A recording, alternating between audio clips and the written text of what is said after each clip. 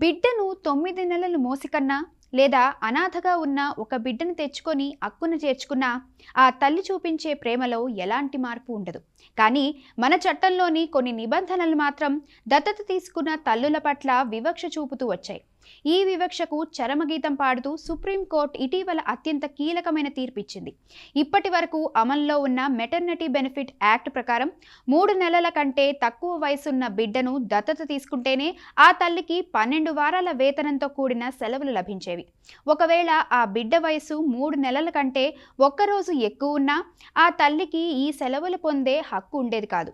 దీనివల్ల 3 ఏళ్లు లేదా 5 ఏళ్ల వయసున్న పిల్లలను దత్తత తీసుకునే తల్లులు తీవ్ర ఇబ్బందులు పడేవారు.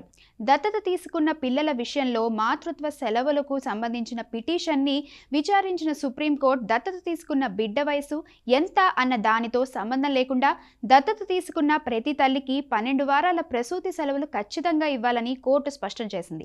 ఒక బిడ్డ కొత్త వాతావరణానికి, కొత్త తల్లిదండ్రులకు అలవాటు పడటానికి సమయం పడుతుంది.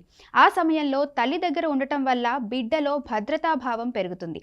కన్న తల్లికి, దత్తత తీసుకున్న తల్లికి మధ్య ఉన్న వ్యత్యాసాన్ని ఈ తీర్పు తొలగించింది. తల్లి అంటే తల్లే అని చట్టబద్ధంగా నిరూపించింది. ఇలాంటి సానుకూల నిర్ణయాల వల్ల పిల్లలను దత్తత తీసుకోవడానికి మరిన్ని కుటుంబాలు ముందుకు వచ్చే అవకాశం ఉంది. పిల్లల పెంపకం అంటే కేవలం అమ్మ బాధ్యత మాత్రమేనా?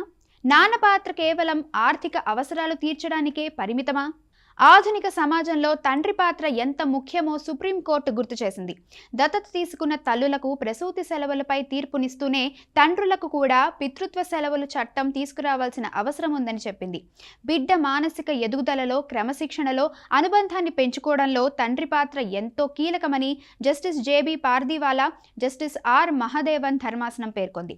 దత్తత తీసుకున్న పురుషులకు కూడా పితృత్వ సెలవులు కల్పించే అంశంపై కేంద్ర ప్రభుత్వం ఒక విధానాన్ని లేదా చట్టాన్ని రూపొందించాలని కోరింది.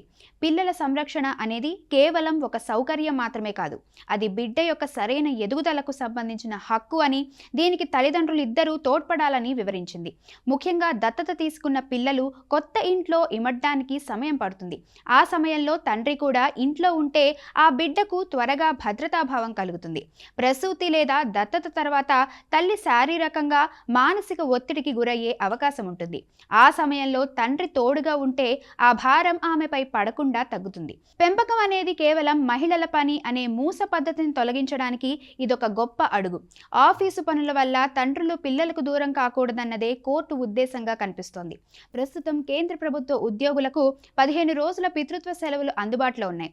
అయితే ప్రైవేట్ రంగంలో దత్తత తీసుకునే తండ్రుల విషయంలో స్పష్టమైన, సమగ్రమైన చట్టం లేదు. సుప్రీంకోర్టు తాజా సూచనతో భవిష్యత్తులో అన్ని రంగాల్లోని తండ్రులకు పెయిడ్ పితృత్వ సెలవులు లభించే అవకాశం కనిపిస్తోంది.